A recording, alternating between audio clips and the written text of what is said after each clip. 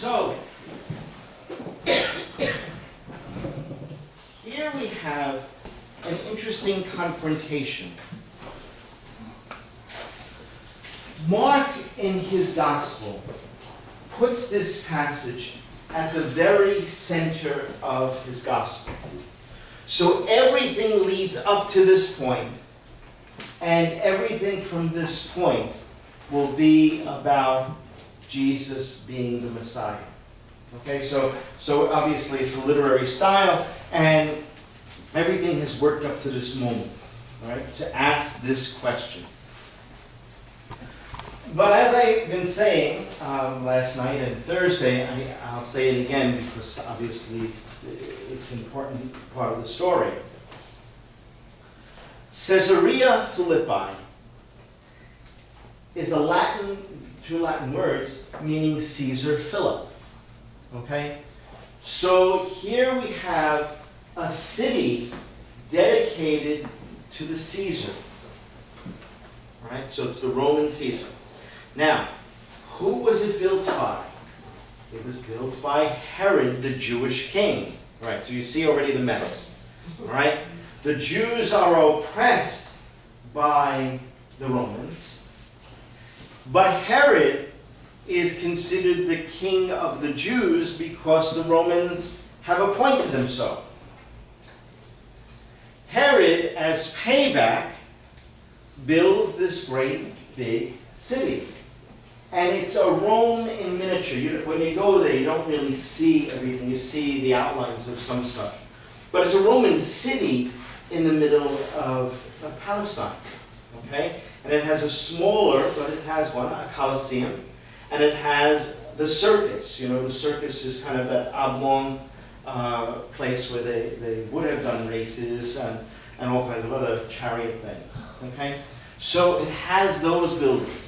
It also has in its center a temple. The temple is to the Caesar. Because the Caesar or the emperor is considered God. Okay.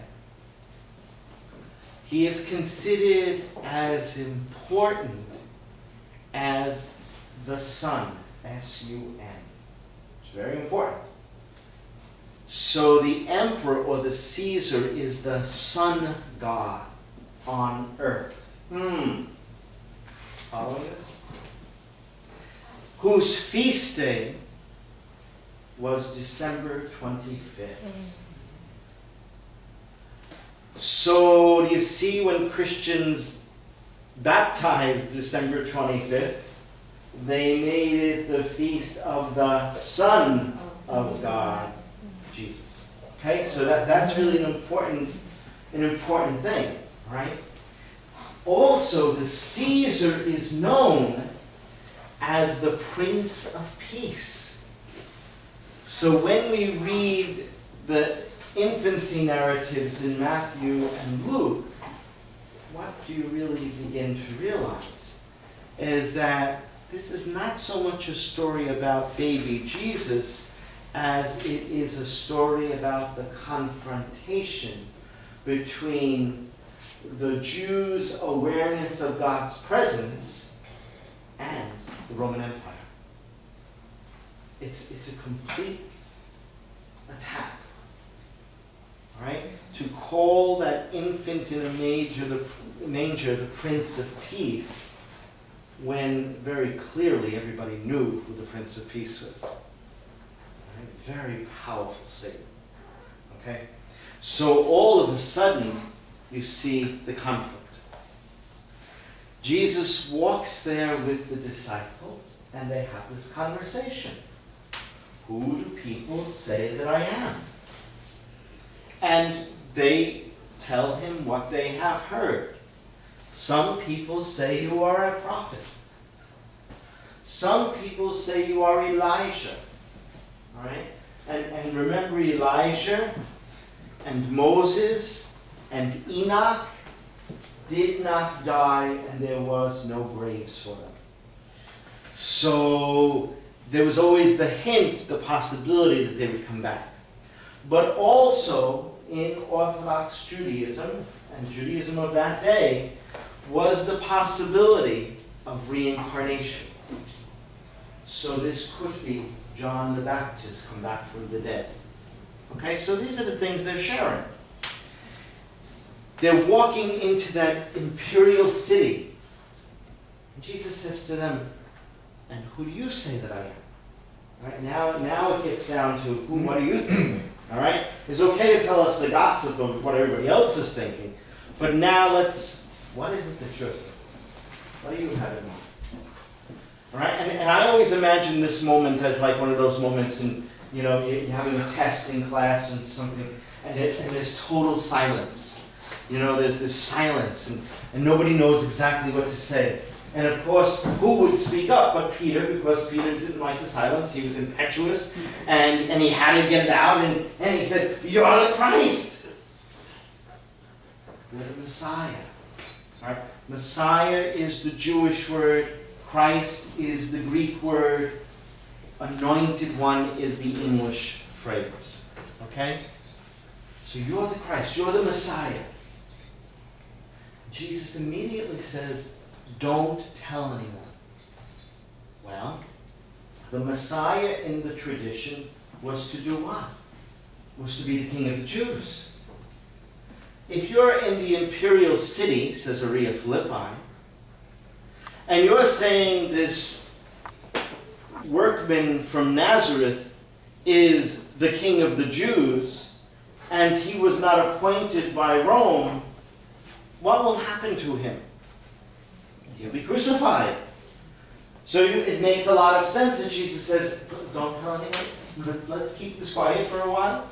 All right? This is not a good thing to go spreading around. All right? Very, very important.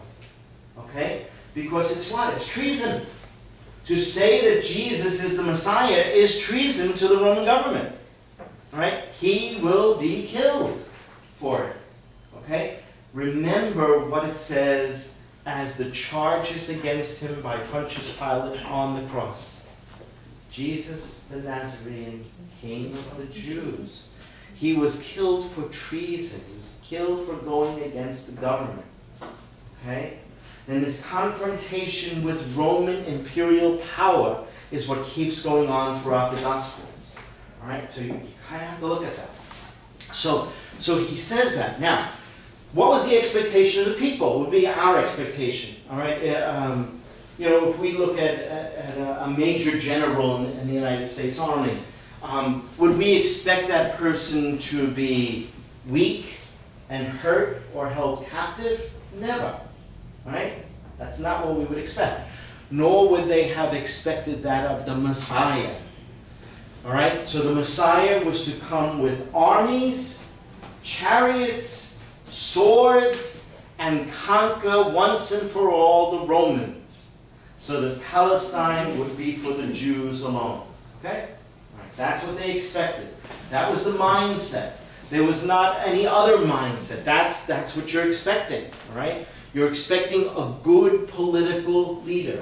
Okay? This is the Trivial Pursuit question of the day. All right? Because some of you know this answer, so you can't answer it because we did it on Thursday night.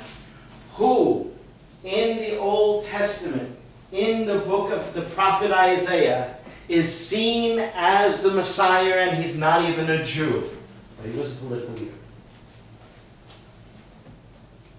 leader? Cyrus, yes. Okay, it's Cyrus. So King Cyrus of Babylon is called the Messiah. Okay, it's very, very important. Because, see, the understanding of Messiah is simply a political leader. It's not anything